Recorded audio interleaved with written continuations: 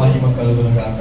కూడి వచ్చిన మీ అందరికి కూడా ప్రభువైన యేసుక్రీస్తు యొక్క పరిశుద్ధమైన నామములో శుభాభివందనాలు తెలియజేస్తూ ఉన్నా. దేవునికి స్తోత్రం చెప్తామా? హల్లెలూయా, హల్లెలూయా. ఆ వైరంతా ముందుకు తాగి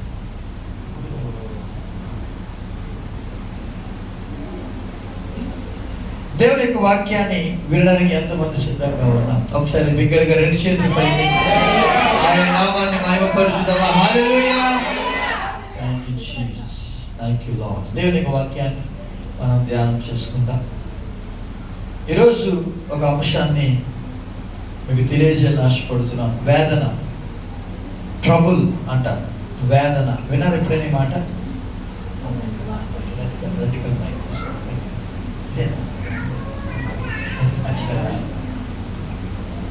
దేవునికి స్తోత్రం కలుగును గాక. హల్లెలూయా, హల్లెలూయా, హల్లెలూయా.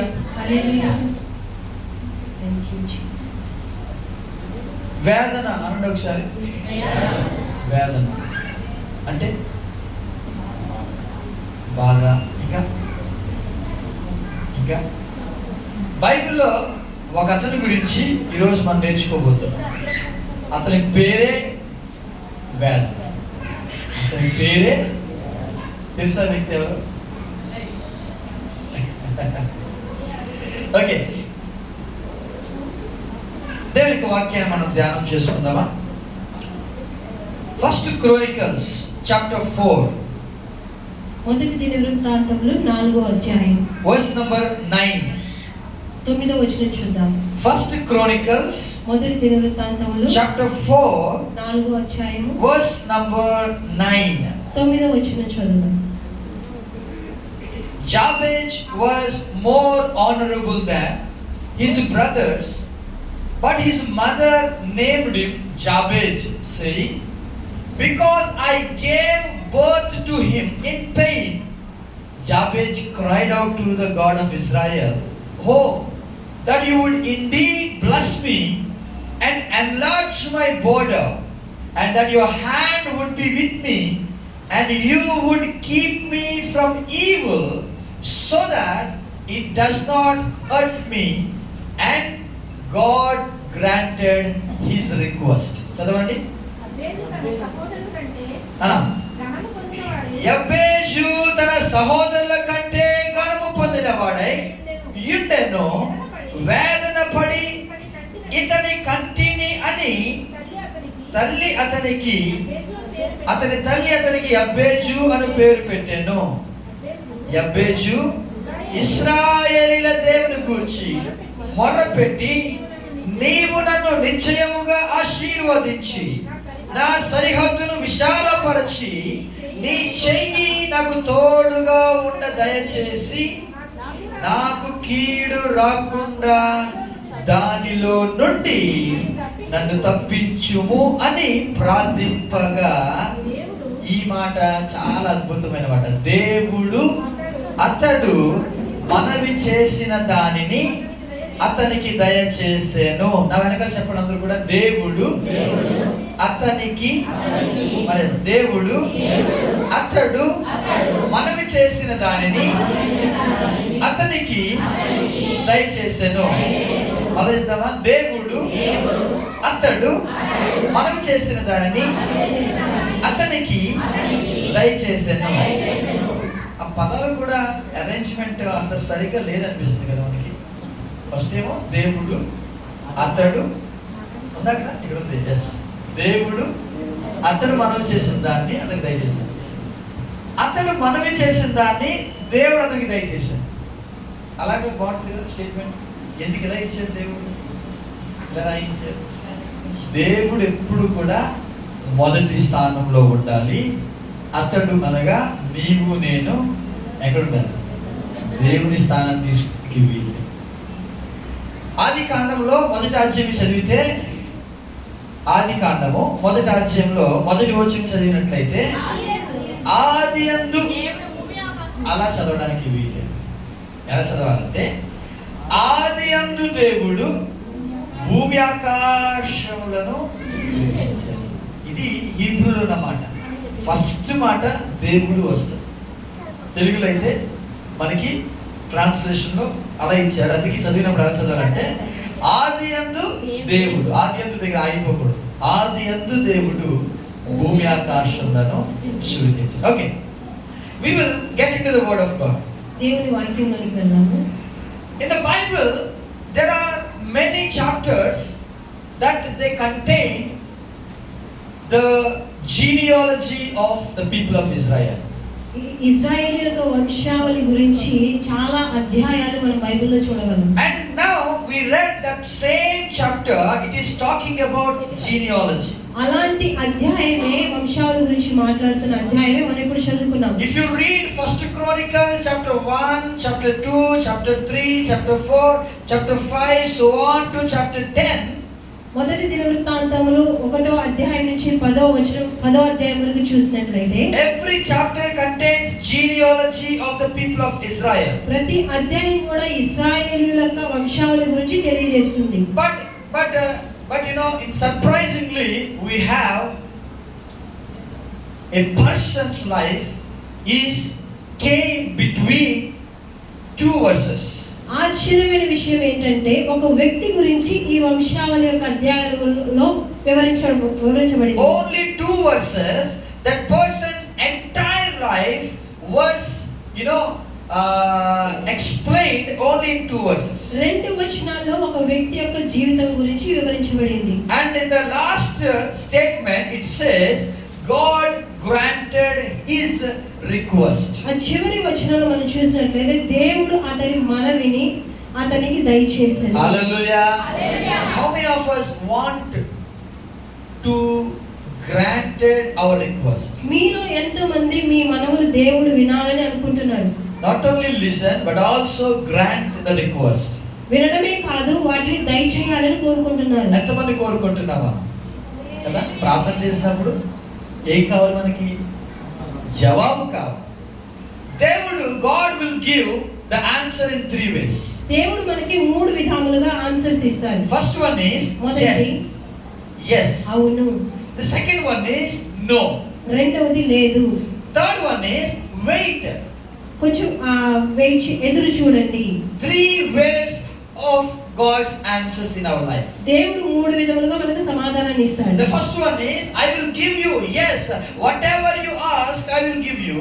అవును నేను ఇస్తాను, నువ్వేది అడిగినా నేను ఇస్తాను. The second one is no, it is not good for you. రెండవది ఇది మంచిది కాదు, వద్దు. And third one is I will give you but not now, later on when time comes I will give you, so wait upon. మూడవది నేను ఇస్తాను కాబట్టి కొంచెం ఆలస్యం అవుతుంది, వెయిట్ చేయి, ఎదురు చూడు. So how many of us are waiting for God's answers? ఎంతమంది మీలో దేవుని యొక్క సమాధానం కొరకు ఎదురు చూస్తున్నారు? So we can see some of the children's prayer here. ఇక్కడ కొంతమంది యొక్క ప్రార్థన మనం చూడగలం. And this Debbie, that girl's name is Debbie. She is praying. She is of 7 years old. She is praying like this: Lord, we want another baby because the one you gave the baby is crying very much. డెబ్బీ అని ఆమె ప్రార్థన చేస్తుంది, ప్రియమైన దేవా మా మమ్మీకి మరొక కొత్త బేబీని పంపించు అని, ఇవ్వు అని. ఎందుకంటే గత వారం నీవు పంపిన బేబీ చాలా ఎక్కువగా ఏడుస్తుంది. చాలా వెరైటీగా ప్రార్థనలు ఉంటాయి. చిన్నపిల్లల ప్రార్థన చూస్తుంటే there are different varieties in the prayers of children. కొంతమంది చిన్న పిల్లలు కొంచెం విచిత్రంగా ప్రార్థన చేస్తారు. But God answers the prayers. వాళ్ళ ప్రార్థన దేవుడు తప్పకుండా వింటాడు. God never reject the prayers of the people.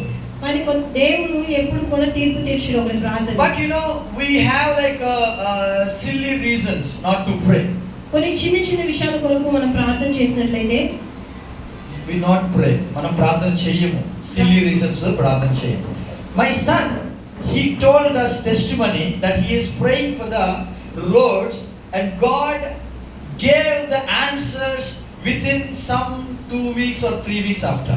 మా బాబు చిన్న విషయం ఏంటంటే రోడ్లు బాగోలేదని వాటి కోసం ప్రార్థన చేస్తూ ఉండేవాడు.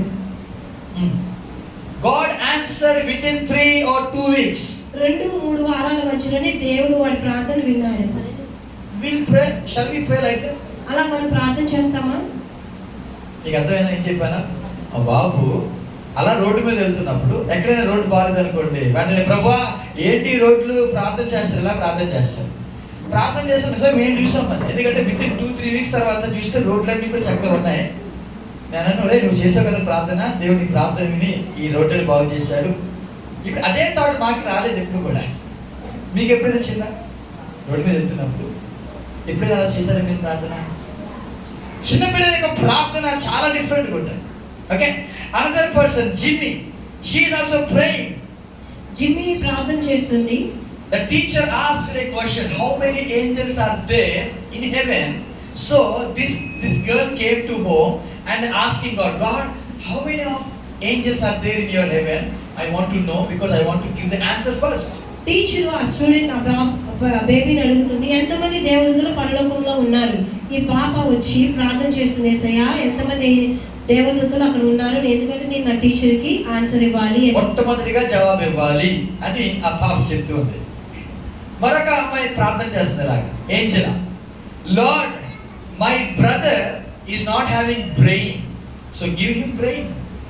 మా అన్నయ్య మెదడు ఇవ్వండి అని ప్రార్థన చేస్తాను. ఎందుకంటే మెదడు లేదంట, మెదడు లేదు. ప్రియమైన దేవా, మా అన్నయ్యకి ఏమి ఇవ్వాలంట? మెదడు ఇవ్వవా? ఎందుకంటే ఇంతవరకు ఏమి లేదు మా అన్నయ్యకి. ఆ ప్రార్థన చూడాలి. మరొక వ్యక్తి డేవిడ్ అనే వ్యక్తి is praying, lord speak to my father to increase my pocket money. మా డాడీతో మాట్లాడండి, నాకు పాకెట్ మనీ ఇచ్చేలాగానే ఇంకొక బాబు ప్రార్థన చేస్తుంది. The children's prayer are different. చిన్న పిల్లల ప్రార్థన కొంచెం విచిత్రంగా ఉంటుంది. But still God hears our prayers. కానీ దేవుడు వారి ప్రార్థన ఆలకిస్తాడు. Hallelujah. Hallelujah. Today we are going to see a person's life which is described as troubled life. మనం ఈ రోజు ఒక వ్యక్తి గురించి నేర్చుకోబోతున్నాము. ఆ వ్యక్తి జీవితంలో ఎలాంటి వేదన ఉందో. His name is Jabez. అతని పేరు యబ్బేజు. We all have troubles in our life. మన జీవితంలో చాలా వేదనలు ఉన్నాయి. We all have troubles in our life. మన జీవితంలో చాలా వేదనలు ఉన్నాయి. Because our human life is limited. మన మానవ జీవితము పరిమితమైనది. We all have problems in our lives. సమస్యలు ఉన్నాయి మన జీవితంలో. We all have troubles in our life. మన జీవితంలో ఎన్నో సమస్యలు ఉన్నాయి. In 1 Chronicles chapter 4 verse 9 says, మొదటి దినవృత్తాంతము 4:9 ఇలా ఉంది. Jabez was more honorable than his brothers, but his mother named him Jabez, saying, because I gave birth to him in pain. యబ్బేజు తన సహోదరుల కంటే ఘనము పొందినవాడై ఉండెను. వేదన పడి తన కంటినని అతని తల్లి అతనికి యబ్బేజు అని పేరు. What is the name of this man? ఇతని పేరు యొక్క అర్థం ఏంటి? What is the name of this man? ఇతని యొక్క పేరు అర్థం ఏంటి? Jabez. యబ్బేజు. Jabez. యబ్బేజు. What is the meaning of Jabez? యబ్బేజు అంటే అర్థం ఏంటి? It is trouble. వేదన. Trouble. వేదన. The mother named him as trouble in her life. తన తల్లి తన జీవితంలో తన బిడ్డకు వేదన అనే పేరు పెట్టింది. Because that much trouble she got when she is giving birth to that boy. అంతకంటే ఎక్కువ వేదన ఆమె ఆ బిడ్డను కనేటప్పుడు పడింది కనుక ఆ పేరు పెట్టింది. Because there is a emotional pain in that family of Jabez. ఎంతో వేదన ఆ కుటుంబంలో ఆ తల్లి అనుభవించింది. Jabez painful life. His name is trouble. Everyone is calling him as Jabez. The pain. యబ్బేజు ఒక జీవితము ఒక వేదనకరంగా ఉంది. అందుకని అందరూ అతన్ని వేదన అని పేరు పిలుస్తున్నారు. Emotional pain in the family. కుటుంబంలో ఒక మానసిక వేదన. And also negative identity placed on him. అతనిపై మోపబడిన ప్రతికూల గుర్తింపు. And the third one is a future defined by suffering. మూడవది బాధలతో నిర్వచింపబడిన జీవితం. Maybe some pain is there in the family. ఒక కుటుంబంలో కొంచెం వేదన ఉందేమో. And because of the pain, she named that boy as pain. ఆ వేదనతో ఆ బిడ్డకి వేదనని పేరు పెట్టేసింది.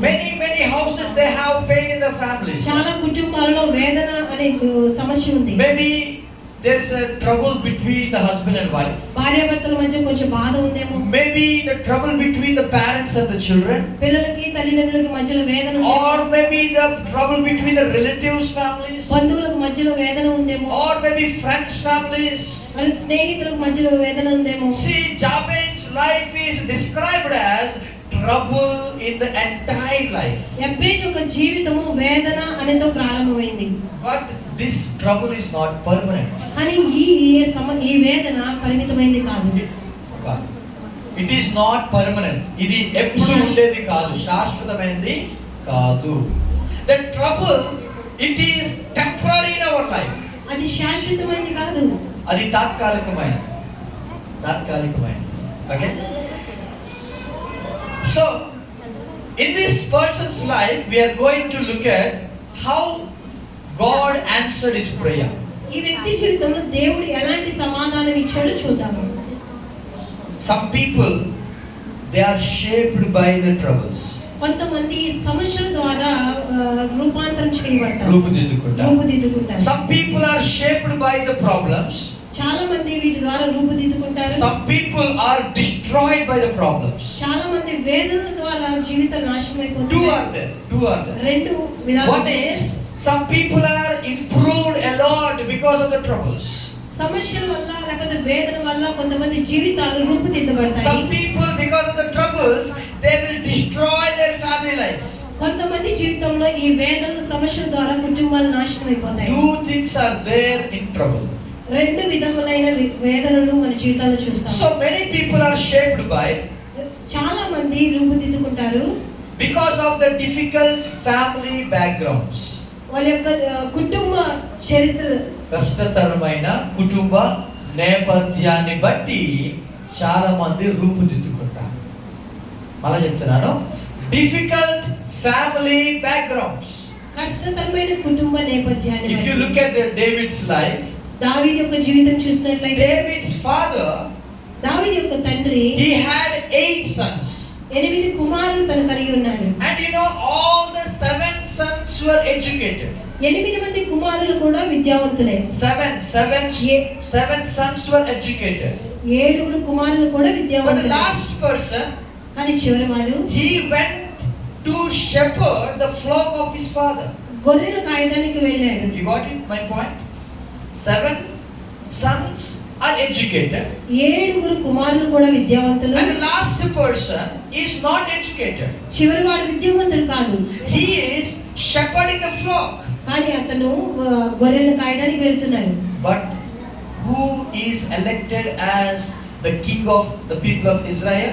ఇశ్రాయేలుల రాజుగా ఎవరిని నియమించబడ్డారు? The 7 people were rejected. 7 కూడా తిరస్కరింపబడ్డారు. They are educated. కానీ వారు చదువుకున్నవారు. They have good strength to their bodies. వాళ్ళ శరీరం చక్కగా మంచిగా ఉన్నది. But this man who is rejected by the family, కుటుంబం ద్వారా తిరస్కరించబడిన వ్యక్తి, this man is selected and elected by God.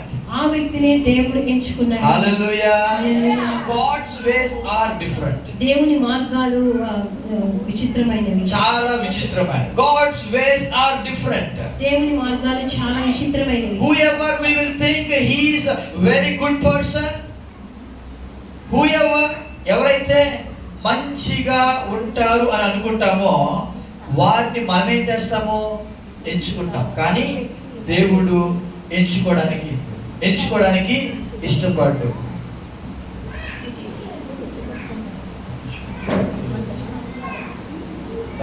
దేవునికి గట్టిగా స్తోత్రం చెప్తాను. హల్లెలూయా. దయచేసి సైలెంట్ గా ప్రతి ఒక్కరు కూడా దేవుని యొక్క మాటలు విందాం. ఓకే, దేవుని యొక్క వాక్యం విందాం. చాలా మంది వేటి ద్వారా రూపుదిద్దుకుంటారంటే కష్టతరమైన కుటుంబ నేపథ్యం. దావీదు గురించి మనం వింటున్నాం కదా. దావీదుకి ఎంతమంది అన్నలు ఉన్నారంటే 7 ఉన్నారు. దావీదు 8వ వాడు. అయితే ఈ దావీదుని తండ్రి ఏం చేశాడంటే గొర్రెల కాపరిగా నియమించాడు. మరి మిగతా 7 మంచి ఎడ్యుకేషన్ దానికి. రాజుగారి దగ్గర వారిని సైనికులుగా, వారిని వారి యొక్క సంస్థాన అధిపతులుగా పంపించేశాడు 7. మరి మిగతా వ్యక్తిని ఎవరు? దావీదు మాత్రము అస్సలు ఎక్కడ పంపించాడు తెలుసా? గొర్రెల కాపరి. మేబీ అతను గొర్రెలు కాసుకుంటూ ఎన్నిసార్లు ఆలోచించుంటాడో కదా, మా అన్నలందరూ కూడా కండలు తిరిగిన చక్కటి బాడీ కలిగిన వాళ్ళు, నేనేమి ఇక్కడ ఒక్కడిని ఏం చేస్తున్నాను, ఇక్కడ గొర్రెలు కాచుకుంటాను. కానీ ఆ కష్టతరమైన కుటుంబ నేపథ్యంలో నుండి వచ్చిన దావీదుని దేవుడు హెచ్చించి ఆయన రాజుగా అభిషేకించాడు. దేవునికి స్తోత్రము చెప్తామా? దేవుడు అన్యాయస్తుడు కానే కాదు. శ్రమలను బట్టి చాలా మంది దేవుని ఏం చేస్తారు తెలుసా? ఒక మాట అంటారు, ఏమని? దేవుడు అన్యాయం చేశాడు. యోబు భార్య ఎన్నిసార్లు తెలుసా ఆ యొక్క బిడ్డలు చనిపోయిన తర్వాత, లేకపోతే వారి యొక్క ప్రాపర్టీ ఆస్తి అంతా కూడా కోల్పోయిన తర్వాత, చివరికి భర్త కూడా చెప్పలేని స్థితిలో ఉన్నాడు. భయంకరమైన దద్దులతో పడుంటే మెల్లగా వెళ్తుంది భర్త దగ్గరికి, ఏవయ్యా ఇంకా నీవు యథార్థతను విడిచిపెట్టవా? దేవుని దూషించు, మరణము కమ్ము. కష్టతరమైన కుటుంబ నేపథ్యం బాగా గమనించండి. చాలా మంది ఈ యొక్క శ్రమల ద్వారా రూపుదిద్దుకుంటారు. దావీదుని రూపుదిద్ది ఆ శ్రమలన్నీ కూడా దావీదుని ఒక రాజుగా అభిషేకించినట్లుగా ఆ శ్రమలే తీసుకెళ్ళాయి. దేవునికి స్తోత్రము చెప్తాను. యోసేపు జీవితం చూడండి, ఎన్నిసార్లు అన్నలందరూ కూడా ఏమన్నారు? ఇదిగో కళ్ళ కనవాడు వస్తున్నాడు, వీడిని చంపేద్దాం రండి, అప్పుడు వీడి కళలు ఏమవుతాయి? ఉంటాయా కాదు అని ఎన్నిసార్లు మాట్లాడుకున్నారు. ఆ అన్నలందరూ కూడా ఆ యోసేపు వస్తుడు, ఇదిగో కళ్ళు కనవాడు వస్తూ ఉన్నాడు, అతన్ని ఈ గోతులను పడేద్దాము అని ఒకరోజు అనుకున్నారు, అతన్ని చంపేద్దాము అని ఒకరోజు అనుకున్నారు. వారి యొక్క ఆలోచన విధానము అనేక రకాలుగా. అందుకే కష్టతరమైన కుటుంబ నేపథ్యం. ఈరోజు కష్టతరమైన కుటుంబ నేపథ్యాలు ఉన్నాయా? భయపడవద్దు. నీ యొక్క జీవితాన్ని రూపుదిద్దడానికి దేవుడు వాటిని అనుమతించాడు. దేవునికి స్తోత్రము చెప్తామా? హల్లెలూయా. వాటిని బట్టి భయపడడానికి వీలేదు. మరి కొంతమంది పేదరికము లేదా తిరస్కారం, కొంతమంది అనుకుంటారు కదా, అమ్మాయి ఇంట్లో పుడితే ఎంత బాగున్నావు అనుకుంటారు. అనుకున్నారా మీరు ఎప్పుడైనా? అనుకున్నారా లేదా? అనుకుంటాం. ఇప్పుడు అనుకుంటా తెలుసా? భయంకరమైన కఠినమైన పేదరికంలో ఉన్నప్పుడు ఎందుకు ఈ కుటుంబంలో నేను జన్మించాను అన్నంత ఆలోచనని తీసుకొస్తాడు సాతాను. కానీ చాలా మంది రూపుదిద్దుకునే జీవితాలు కలిగిన వారుగా వారు ఎక్కడ ఉండగలరో తెలుసా? When they are with poverty, అంటే పేదరికమును లేకపోతే తిరస్కరణ, రిజెక్షన్. చాలా మంది రిజెక్షన్ అయిపోయి ఉన్నారు. అన్న అనే ఒక స్త్రీ మనకు కనబడుతుంది. అందరూ కూడా ఆమెను గొడ్రాలు అనే ఆమెను దూషిస్తూ ఉంటే ఆమె మాత్రము దేవుణ్ణి స్తుతించింది. చివరికి ఆమెను ఒక మంచి ఇల్లాలుగా, పిల్లల కుమారులు తల్లిగా దేవుడు ఆమెను ఆశీర్వదించాడు. దేవునికి స్తోత్రము చెప్దామా? హల్లెలూయా. రూపుదిద్దుకుంటారు చాలా మంది కూడా పేదరికమును బట్టి లేదా తిరస్కరణను బట్టి కూడా. రిజెక్షన్, కుటుంబము లేదా బంధువులు నిన్ను తృణీకరించారు లేదా తిరస్కరించారా? భయపడకూడదు. మనం వారిని బట్టి మనం భయపడడానికి వీలేదు. వారు తిరస్కరిస్తూనే ఉంటారు. ఎంతవరకు తిరస్కరిస్తారు? కొంతవరకు. మళ్ళా దేవుడు ఒక స్థితిని మనకు అనుగ్రహిస్తే ప్రతి ఒక్క మరి వైఫల్యాలను దేవుడు మరలా మార్చగల సమర్థుడు. దేవునికి స్తోత్రం చెప్తాము. మూడవది పర్సనల్ ఫెయిల్యూర్స్, వ్యక్తిగత వైఫల్యాలు అంటే కుటుంబ పరంగా కానీ ఓడిపోయిన వారు, లేకపోతే ఉద్యోగ పరంగా కానీ ఓడిపోయిన వారు, లేదా వారి యొక్క జీవితంలో ఏదో ఒక వైఫల్యముతో బాధ అనుభవిస్తున్న వారు. పర్సనల్ ఫెయిల్యూర్స్ అంటారు, వ్యక్తిగత వైఫల్యాలు. ఎవరు ఎగ్జాంపుల్ తెలుసా? యోబు మనకు కనబడుతుంది. ఇదండి వేదన గల జీవితం. ఎప్పుడు కూడా వేదనతో వారు ఏదో ఒక వేదనతో బాధపడుతూనే ఉంటారు. ఆ వేదనను బట్టి దేవుని సన్నిధికి వస్తే ఆ వేదనను తీసివేయగల సమర్థుడు ఆయన. గట్టిగా దేవునికి స్తోత్రం చెప్తామా? హల్లెలూయా. వేదన. నేను బెంగళూరులో ఉన్నప్పుడు అక్కడ ఒక చర్చిలో, తెలుగు చర్చిలో నిజంగా 1 yearలో దేవుడు అద్భుత కార్యం ఏంటంటే ఇద్దరున్న మందిరం. అది ఓన్లీ ఇద్దరే మందిరం. అందరికి వస్తూ ఉన్నారు. అంతకుమించి ఎవరు వచ్చేవారు కాదు. అక్కడ నాకు వచ్చే కానుక చెప్పమంటారా? ఆ ఇద్దరితో వచ్చే కానుక 10 రూపాయలు. కానీ వితిన్ 1 yearలో ఆ సంఘాన్ని 60 మందిగా దేవుడు ఆశీర్వదించాడు. దేవునికి స్తోత్రం చెప్తామా? వితిన్ 1 yearలో మొత్తం ఆ ప్లేస్లో చాలా మంది, తెలుగు చర్చ్ అది, ఆ తెలుగు చర్చిలో అక్కడ ఉన్న వాళ్ళందరినీ కూడా మరి దేవుడు రక్షించడానికి, వారిని ప్రభువులోకి నడిపించడానికి దేవుడు నాకు సహాయం చేశాడు. అలాగా ఇద్దరితో ఉన్న సంఘము 2017లో అది నాకు ఇచ్చారు ఒక పాస్టర్ గారు. ఎందుకంటే ఆయన మలయాళం మాట్లాడే, ఆయన మలయాళి అంటే కేరళ, ఆయన కేరళ, ఆయన మలయాళి కాబట్టి తెలుగు రాదు. ఆయన కన్నడ నేర్చుకుని కన్నడలో మాట్లాడేవారు. వీరికి తెలుగు వీళ్ళు కన్నడ వచ్చి కన్నడలో మాట్లాడగలరు. సో ఆ పాస్టర్ గారు వీళ్ళు కరెక్ట్గా మంచిగా సెట్ అయిపోయారు. అయితే నేను మ్యూజిక్ గురించి తెలిసి ఆయనకి ఒక రోజు నన్ను వాళ్ళ ఇంటికి పిలిచిన తర్వాత వాళ్ళ యొక్క పాపకి మ్యూజిక్ నేర్పించి అడిగి అన్నారు, నీకు తెలుగే కదా, ఆంధ్రే కదా, నేను ఒక చర్చి నడిపిస్తున్నాను. మార్నింగ్ ఒక చర్చి నడిపిస్తాను, ఈవినింగ్ ఒక చర్చి నడిపిస్తాను. మార్నింగ్ నడిపించేది కేరళ అంటే మలయాళీ చర్చ్, ఈవినింగ్ ఏమో తెలుగు చర్చి నడిపిస్తున్నాను. నాకు తెలుగు రాదు, కన్నడలో మాట్లాడుతున్నాను. అయితే వాళ్ళు బాగా తెలుగులే కాబట్టి మీరు ఆ చర్చికి వెళ్తారా అని అడిగారు. సరే అని చెప్పి నన్ను తీసుకెళ్లారు, ఆ చర్చికి పరిచయం చేశారు. ఇద్దరే ఆ యొక్క ఉన్న సంఘము 1 yearలో మరి చక్కగా 60 మందిగా దేవుడు ఆశీర్వదించాడు. దేవునికి స్తోత్రం చెప్పారు. అలాగా ఆ యొక్క స్థలంలో పరిచయం చేస్తూ మరి చక్కగా దేవుని యొక్క ఆ యొక్క సంఘము, తెలుగు సంఘము, తర్వాత మరొక సంఘము కన్నడ సంఘంలో కూడా అసిస్టెంట్ పాస్టర్గా ఉంటున్నాను. మరొక సంఘంలో ఇంగ్లీష్ చర్చిలో కూడా దేవుడు మరి పాస్టర్గా నేను చేస్తూ ఉన్న టైంలో మరి నాన్నగారికి హెల్త్ ఇష్యూ రావడం, తర్వాత అక్కడి నుండి పూర్తిగా సామాన్లతో నేను ఇక్కడికి వచ్చేయడం, వైజాగ్ వచ్చేయడం.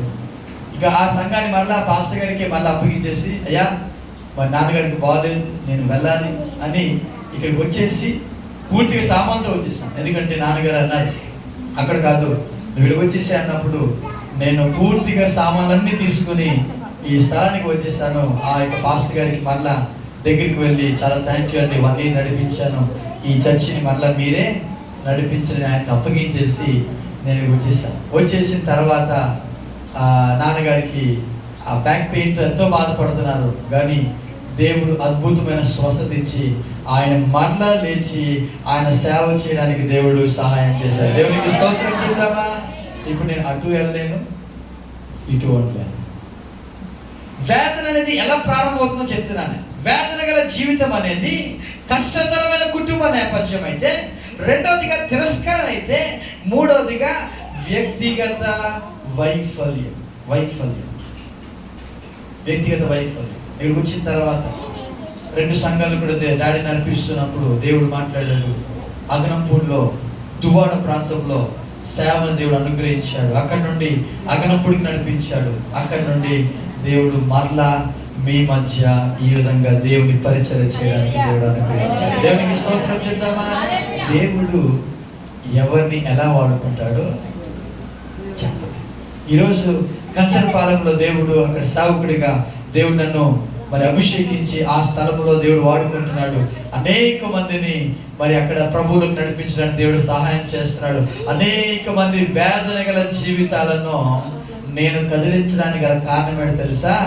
నాకు ఆ వేదనని దేవుడు అనుగ్రహించాడు. దేవునికి స్తోత్రం చెప్పావా. నిజంగా ఆ వేదన, నేను బెంగళూరులో ఉన్నప్పుడు నేను మాట ఇచ్చాను, ఎస్తేరు పెళ్లి చేయడానికి చేద్దామన్నాను. కానీ బెంగళూరు వచ్చేసిన తర్వాత జీవితం అంతా కూడా రివర్స్ అయిపోయినప్పుడు చెల్లి పెళ్లి కూడా చేయలేని పరిస్థితుల్లోకి దేవుడిని తీసుకెళ్ళిపోయాడు. ఒక్క పైసా లేదు, అంతా కూడా శూన్యమైపోయింది. అక్కడ ఉన్నప్పుడు ఏదో ఒక విధంగా దేవుడు పోషించడము, దేవుడు తీసుకెళ్ళడం మొదలుపెట్టాడు. కానీ ఇక్కడికి వచ్చిన తర్వాత పూర్తిగా మారిపోయిన, అయినా కూడా దేవుడు విడిచిపెట్టలేదు. ఆయన తోడుగా ఉండి ఈ స్థితిలో ఉండడానికి దేవుడు కృప అనుగ్రహించాడు. దేవునికి స్తోత్రం చెప్పావా. ఇప్పటికి అదే మాట అంటాను మా నాన్నగారు, నేను నిజంగా చెల్లి పెళ్లి చేయలేకపోయాడు, ఐఎమ్ వెరీ సారీ. ఒక్క పైసా ఇవ్వలేకపోయాను. ఎందుకంటే నా దగ్గరే ఆ టైంలో 2020-21 టైంలో, కోవిడ్ టైంలో ఎంత నరకం అనుభవించామో అది మాకే తెలుసు బాగా. ఇప్పటికీ నేను అదే మాట అంటాను నాన్నగారితో, నేను చెల్లి పెళ్లి చేయలేదు. అదే ఒకవేళ బెంగళూరులో ఉండుంటే నిజంగా దేవుడు ఏదో ఒక విధంగా కార్యం చేయను. ఇక్కడికి వచ్చిన తర్వాత పూర్తిగా నేను చేయలేకపోయిన ఒక వేదనతో నేను జీవించాను. ఆ వేదనే ఈరోజు యబ్బేజు యొక్క జీవితంలో కూడా మనకు కనబడుతుంది. వేదన గల జీవితాలను దేవుడు రూపుదిద్దుకున్నట్టుగా చేస్తాడు. దేవునికి స్తోత్రము చేద్దామా. మేబీ కొంత కష్టం ఉంటుంది, కొంత తిరస్కరణ ఉంటుంది, కొన్ని వైఫల్యాలు ఉంటాయి. అందుకే వ్యక్తిగత జీవితంలో లేకపోతే వ్యక్తిగత ట్రబుల్డ్ లైఫ్ లేకపోతే వేదన గల జీవితంలో ఏమి అలవాటు చేసుకోవాలో తెలుసా? వేదన గల జీవితం అందరిది, ఇక్కడ ఉన్న మనందరూ కూడా వేదన గల జీవితం. మేబీ నాలాంటి స్టోరీ కాదు, మీది వేరే ఉంటుంది కదా, అంతే కదా. నా సేమ్ లాంటి స్టోరీ ఉంటుందా? ఉంటుంది కదా. ఇక్కడ జఫనే ఉన్నారు, ఆయన లాంటి స్టోరీ నాకు ఉంటుందా? నాలాంటి స్టోరీ ఆయనకు ఉంటుంది. ఎవరి స్టోరీ వాళ్ళకి వేదన. అయితే ఈ వేదన గల జీవితంలో ఏముండాలి తెలుసా? ఒక్కటి కలిగి ఉంటే చాలు, దేవుడి కలిగి ఉండాలి. ఇంకా అదే రెండవ పాయింట్. వేదన గల జీవితంలో ఇది అలవాటు చేసుకో, ప్రార్థన. వేదన గల జీవితంలో you should pray in the troubled life. అనగా వేదన గల జీవితంలో ఖచ్చితంగా ఏం చేయాలి? మనము ప్రార్థన చేయాలి. చదవండి ఒకసారి 4వ అధ్యాయము 10వ వచనం చదువుకుందామా? 10వ వచనం. యబ్బేజు ఇశ్రాయేలీల దేవుని గురించి మొర్ర పెట్టి, చాలండి, he cried out to the God of Israel. ఏం చేస్తున్నాడు? Cried out. తెలుగులో ఏముందంటే మొర్ర పెట్టి అనే మాట మనం చూస్తున్నాం. మొర్ర అంటే ఏంటి? ప్రార్థన కాదు. మొర్ర అంటే ప్రార్థన కాదు. ప్రార్థన వేరే, మొర్ర వేరే. మొర్ర అంటే మీకు సింపుల్ చెప్తాను. ఒక శత్రు సైన్యంలోనికి కొంతమంది వెళ్ళి ఆ శత్రువుతో పోరాడడానికి వెళ్ళారు. ఎక్కడికి వెళ్ళారు తెలుసా? శత్రువుల యొక్క బార్డర్లోకి వెళ్ళిపోయారు. విమానం మీద వెళ్ళి ఆ శత్రువుల యొక్క బార్డర్లోకి వెళ్ళిపోయి విమానాన్ని అక్కడే ఉంచి వాళ్ళు ఏం చేశారంటే శత్రువులతో పోరాడడానికి వెళ్ళారు. శత్రువుల యొక్క ప్రదేశంలోకి వెళ్ళిపోయారు. శత్రువులు వీరి మీద అటాక్ చేయడం మొదలు పెట్టారు. వీరేం చేస్తారంటే పరుగున మళ్ళా వెనక్కి ఏరోప్లేన్ దగ్గరికి వచ్చేస్తున్నారు. ఎందుకు? వెనక్కి వెళ్ళిపోదాం. శత్రువులు చూస్తారు కదా. వీళ్ళు పరిగెడుతూ ఉన్నారు. వీళ్ళందరూ కూడా పరిగెడుతూ ఉన్నారు. చాలా మంది ఏరోప్లేన్ ఎక్కేశారు. ఒక్కడు మాత్రము ఇంకా శత్రువుని చంపుతూ వాళ్ళ వైపు బాంబులు వేస్తూ గన్తో కాలుస్తూ మిగిలిపోయారు.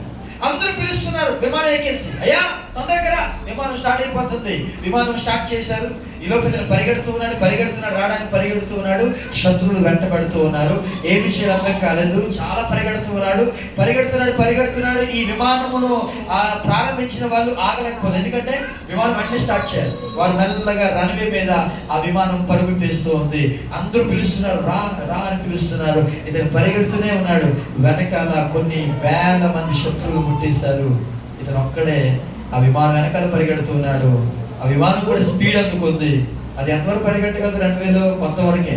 అక్కడ నుండి ఒక్కసారిగా గాలిలోనికి ఎగిరింది. ఈ వ్యక్తి విడవబడిపోయాడు అక్కడ. ఇప్పుడు అతని యొక్క ఆలోచన ఎలా ఉంటుందో మీకు చెప్పండి. మీకు అర్థమైందా? ఇప్పుడు అతని యొక్క ఆలోచన విధానం ఎలా ఉంటుందో ఒకసారి మీరు ఆలోచిస్తే, అతనిలో నుండి వచ్చేది ప్రార్థన కాదు, ఒక ఆక్రందన. దాని పేరే మొర్ర. దేవునికి స్తోత్రము చెప్తామా. మొర్ర అనేది అది చెప్పలేని ఒక బాధ, వేదన, దానితో కూడిన ఒక మొర్ర వస్తుంది. ఆ మొర్ర, ఆ కన్నీరు ఒక్కరు మాత్రమే చూడగలరు. ఆయనే నజరేయుడైన యేసుక్రీస్తు ప్రభువు. దేవునికి స్తోత్రము చెప్తామా. వేదన గల జీవితంలో ఆ వ్యక్తి ఏం చేస్తాడో తెలుసా? ప్రార్థన చేయడం మొదలు పెట్టాడు. ఎవరు నేర్పించారో మనకు తెలియదు. యబ్బేజు ప్రార్థన చేస్తాడు. వేదన గల జీవితంలో ప్రార్థన అలవాటు చేసుకోకపోతే ఆ వేదన మరింత హెచ్చు స్థాయిలోకి వెళ్ళిపోతుంది. ఆ వేదన తగ్గించబడాలి అంటే, if you want the trouble should be decrease in your life, నీ జీవితంలో ఆ వేదన తగ్గాలి అని అనుకునే వారు ఏం చేయాలి తెలుసా? దీన్ని అలవాటు చేసుకోవాలి. ఏంటది? ప్రార్థన. కష్టం అది. ప్రార్థన చేయడము చాలా కష్టం. వేదనలో ప్రార్థన చేయలేం. కానీ అలా చేయగలిగితేనే దేవుని యొక్క మహిమను వారు మాత్రమే చూడగలరు. నమ్మిన వారు దేవునికి చేద్దామా? హల్లెలూయా. యబ్బేజు కష్టములో ఎవరి వైపు తిరిగాడు తెలుసా? దేవుని వైపు తిరిగాడు. యబ్బేజు దేవుని వైపు తిరిగాడు, దేవుని నుండి దూరం అవ్వలే. మనం ఏం చేస్తామో చెప్పమంటారా? దేవుని వైపున తిరగం, దేవుని నుండి దూరంగా వెళ్ళిపోవడానికి ఇష్టపడతాం. అవునా కాదా? చెప్పండి, అవునా కాదా? దేవుని వైపు తిరగం. ఎందుకు? దేవుడు అన్యాయం చేశాడు కదా. ఈ వేదన పెట్టింది ఎవరు? నిన్న ఒక పోస్ట్ చదువుతున్నాను నేను ఫేస్బుక్లో. అదేంటంటే ఒక సహోదరికి ఒక కమెంట్, ఆ కింద కమెంట్ రూపంలో క్వశ్చన్ అడిగాడు ఒక సహోదరి. ఆవిడ పాస్టర్ గారు. ఆవిడికి ఒక సహోదరి క్వశ్చన్ అడిగింది, ఎందుకంటే దేవుడు మన జీవితంలో వేదన కలగజేస్తాడు అని అడిగింది. అంటే ఎలాంటి వేదన అంటే, ఒక వ్యక్తి దగ్గర ఉన్నంత కాలం ఉండి ఒక్కసారిగా ఆ వ్యక్తి నుండి వేరుపరుస్తాడు. మీకు అర్థమైంది? మళ్ళీ చెప్తున్నా. ఆ వ్యక్తితో ఉంటాం మనము. సపోజ్ భార్య భర్తలు ఇద్దరు ఉన్నారు అనుకోండి. భర్తతో చక్కగా భార్య భర్తలు ఇద్దరు కూడా అన్యోన్యంగా ఉన్న టైంలో సన్నగా ఏమైంది తెలియదు కానీ ఆ భర్త చనిపోయాడు అనుకుందాం. భార్య ఏమైంది? ఒంటరి అయిపోయింది కదా. అలాంటి పరిస్థితి ఎందుకు వచ్చింది? పోనీ అలా కాదు, మరొక ప్రశ్న అక్కడే ఇంకో ప్రశ్న అడిగింది. ఏంటంటే, ఒక వ్యక్తితో సహవాసం ఉండి ఉండి ఉండి ఒక్కసారిగా ఆ సహవాసము విడిపోయినట్టుగా ఎందుకు దేవుడు చేస్తున్నాడు? మీకు అర్థమైందా? ఇంకో విషయం చెప్పాలంటే, మీకు అర్థమైంది చెప్పాలంటే, భార్య భర్తలు కలిసి ఉంటారు, సడన్గా గొడవ వస్తుంది, విడిపోతారు కదా. అలా ఎందుకు జరుగుతుంది అని అడిగింది ఆవిడ. ఓకే, ఆ ప్రశ్నలో ఒక ప్రశ్న, బాగా సహవాసం నుండి ఒక్కసారిగా ఎందుకు బయటకు వచ్చేసినట్టుగా ఆ పని అయిపోతుంది అని ఆమె అడిగిన ప్రశ్నకి ఆ పాస్టర్ గారి జవాబు ఏంటి సార్?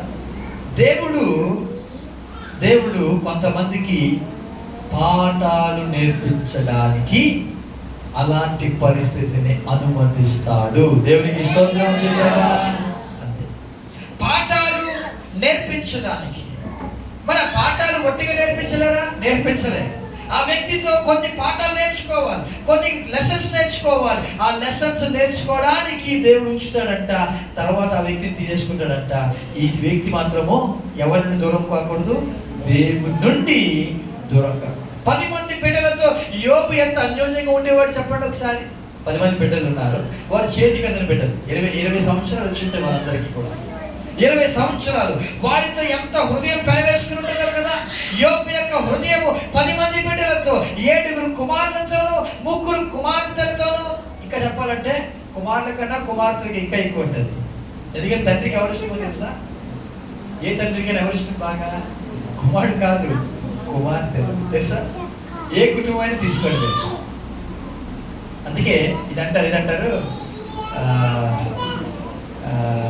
ఫాదర్, ఏదో మాట అంటారు వాళ్ళు, తండ్రికి ఇష్టమైన కుమార్తె ఏదో father queen of the father అంటారు. అంటే తండ్రి గారికి రాణి లాంటిదంట కుమార్తె, కుమారుడు కాదు. సో యోబుకి 3 కుమార్తెలు ఉన్నారు, ఒకవైపు 7 కుమారులు ఉన్నారు. ఈ కుమారులు కానీ కుమార్తెలు కానీ తన హృదయం ఎంత పెనవేసుకుని పోయిందో కదా. కానీ ఒక్కరోజు ఆ కుమారులు, ఆ కుమార్తెల యొక్క శరీరాలని, ఆ చనిపోయిన మృతదేహాన్ని తీసుకొస్తూ ఉంటే యోబు యొక్క హృదయం ఎలా తట్టుకుందండి? కానీ యోబు అంటాడు, దేవుని నుండి నేను దూరము అవ్వను. ఎందుకంటే యెహోవా ఇచ్చెను, యెహోవా తీసుకొనెను, యెహోవా నామానికి మహిమ కలుగునుగాక. గట్టిగా దేవునికి స్తోత్రం చెప్తామా? యబ్బేజు దేవుని వైపునకి తిరిగాడు. అందరూ కూడా పిలుస్తున్నారు, ఒరేయ్ వేదన వేదన వేదన. నువ్వు వస్తేనే వేదన మాకు, నువ్వు వస్తేనే వేదన, నువ్వు రావద్దు. యబ్బేజుని తన సహోదరులు తరిమారు, కానీ యబ్బేజు తన సహోదరులందరికంటే ఏం పొందుకున్నాడు తెలుసా? ఘనము పొందిన వాడే. దేవునికి స్తోత్రము చెప్తావా? ఎవరైతే నిన్ను తృణీకరిస్తూ ఉన్నారో, ఎవరైతే నిన్ను తిరస్కరిస్తూ ఉన్నారో వారందరి ఎదుట ఘనము పొందిన వాడుగా దేవుడు చేయబోతూ ఉన్నాడు. దేవునికి మహిమ కలుగునుగాక. హల్లెలూయా. యబ్బేజు అంట ఎలా ఉన్నాడు? తన సహోదరుల కంటే 9వ వచనం ఉంది కదా, చదవండి వల్ల. యబ్బేజు తన సహోదరుల కంటే ఘనము పొందిన వాడై ఉండెను. ఘనము, ఘనత. ఎందుకు అంటే యబ్బేజు యొక్క మనసు దేవునికి తెలుసు.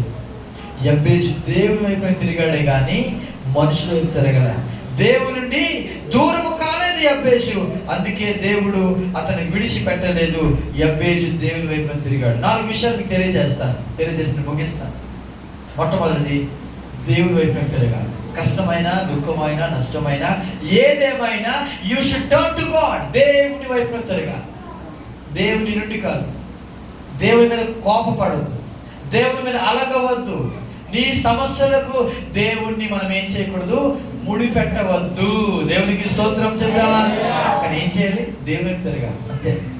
ఏ సమస్య వచ్చినా పర్వాలేదు, నిందలు వచ్చినా పర్వాలేదు, హింస అయినా పర్వాలేదు, జస్ట్ టర్న్ టు గాడ్. దేవుని వైపు తిరిగాడు చాలు.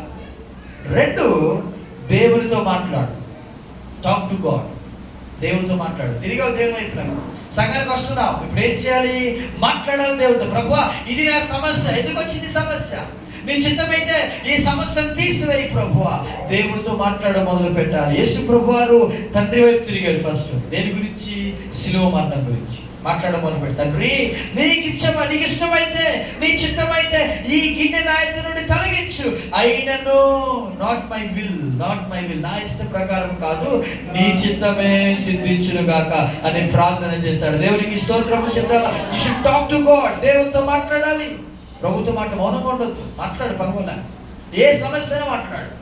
మనుషులతో మాట్లాడతాం కానీ దేవునితో మాట్లాడు. అవునా కాదా? మనుషుల దగ్గరికి వెళ్ళి అన్ని సమస్య చెప్పుకుంటాం. దేవుని దగ్గరికి వెళ్ళి ఒక్క సమస్య కూడా లేనట్టుగా ఉంటాం. దేవుడితో మాట్లాడాలి. 3, దేవుని నమ్మాలి. Trust God. అనగా దేవుని నమ్ము. ఆయన చేయగలని నమ్ము. మేబీ వెంటనే చేయకపోవచ్చు కానీ ఆయన ఖచ్చితంగా ఆయన మరలా అనుగ్రహిస్తాడు. ఈసారి ఎలాగిస్తాడు తెలుసా? ఆ నొప్పిని మర్చిపోయేటంతగా దేవుడు మరల కార్యము చేస్తాడు. దేవునికి స్తోత్రం చెప్తారా? ఆ నొప్పి ఎక్కడుందో తెలియదు. ఆ నొప్పి మర్చిపోయినంతగా దేవుడు అద్భుతాన్ని చేస్తాడు. ఎప్పుడు తెలుసా? దేవుని నమ్మినప్పుడు. దేవుని వైపు తిరగాలి, దేవుడితో మాట్లాడాలి, దేవుని నమ్మాలి. 4వదిగా దేవుని స్తుతించాలి. Thank God. దేవుణ్ణి స్తుతించాలి. ఆ సమస్యను బట్టి, ప్రభువా ఈ సమస్యను బట్టి వందనాలు. ఈ సమస్య రాకపోతే నేను నీ దగ్గరికి రాను ప్రభువా, నీకు చాలా వందనాలు. ఈ సమస్యను బట్టి నేను నీ దగ్గరకు వచ్చినట్లుగా నీవు చేసినందుకు స్తోత్రములు అని చెప్పి దేవుని ఎవరైతే మహిమ పరుస్తారో వారి జీవితంలో ఇక్కడ రాయబడిన మాట, అతడు మనవి చేసిన దాన్ని అతనికి దయచేశారు. దేవునికి స్తోత్రము చెల్లామా? హల్లెలూయా. వేదన గల జీవితం అయితే దాంట్లో ఏం అలవాటు చేసుకున్నాడు? వేదన గల జీవితంలో ప్రార్థన అలవాటు చేసుకున్నాడు. 3వది, అతను ఏమి ప్రార్థన చేశాడు, ఏమి జవాబులు పొందుకున్నాడో ప్రభు చిత్తం అయితే నెక్స్ట్ వీక్ మాట్లాడతాను. అతనికి ప్రార్థన చాలా సింపుల్గా ఉంటుంది. 4 ముక్కలు. వాటి గురించి నెక్స్ట్ వీక్ మనం ధ్యానం చేసుకుందాం. తల వంచుదాం, కళ్ళు మూసుకుందాం, ప్రార్థన చేసుకుందాం. ఈరోజు ఇక్కడ కూర్చున్న నీవు వేదన గల జీవితం ఉంది, కానీ ఆ వేదన గల జీవితంలో ప్రార్థన ఎంతమంది అలవాటు చేసుకొని ఉన్నారు? వేదన గల జీవితము అని దాన్ని బట్టి నీవు కృంగిపోవద్దు. ప్రార్థన అలవాటు చేసుకుందా. అందరూ కూడా పిలుస్తున్నారు, వేదన అని యబ్బేజుని పిలుస్తూ ఉంటే నీ జీవితం ఒక్కరైపోయింది, నీ జీవితము ఇలా అయిపోయింది, నీ జీవితము పాడైపోయింది అని అందరూ కూడా ఎక్కిరిస్తూ ఉంటే యబ్బేజు దేవుని వైపునకు తిరిగాడు. ఈరోజు ఎంతమంది తిరుగుతున్నా దేవుని వైపున. వేదన గల జీవితంలో ఏం అలవాటు చేసుకోవాలి? ప్రార్థన అలవాటు చేసుకుందామా? ప్రభువుని అడుగుదామా? అయ్యా నిజంగా నేను ప్రార్థన చేయలేకపోతున్నాను, వేదన బట్టి ప్రార్థన చేయలేకపోతున్నాను, బ్రేకప్స్ బట్టి ప్రార్థన చేయలేకపోతున్నాను, నా పరిస్థితిని బట్టి నేను ప్రార్థన చేయలేకపోతున్నాను. ప్రభుతో మాట్లాడదామా? ప్రభు వైపు తిరుగుదామా? ప్రభువుని ఒకసారి అడుగుదాం. ప్రతి ఒక్కరు కూడా కళ్ళు మూసుకుందాం, ప్రభుతో మాట్లాడదాం. చాలా శ్రేష్టమైన సమయాన్ని దేవుడు ఇచ్చాడు, ఆయనతో మాట్లాడదాం. ప్రతి వేదన గల జీవితాన్ని దేవుడు ముగించడానికి ఇష్టపడుతూ ఉన్నాడు. ప్రతి ఒక్క వేదన గల జీవితాన్ని ఎప్పుడైతే ప్రార్థన ద్వారా మనం ముందుకు వెళ్తామో ఆ వేదన గల జీవితాన్ని దేవుడు నాశనం చేయడానికి ఇష్టపడుతూ ఉన్నాడు. ప్రార్థన చేద్దామా? Thank you lord, thank you holy spirit of God. ప్రార్థన చేద్దామా? మన మధ్యలోని జీవనాన్ని ప్రార్థన నడిపిస్తుండగా అందరూ కూడా ప్రార్థన ఏకీభవించుదాం. ప్రతి ఒక్కరు కూడా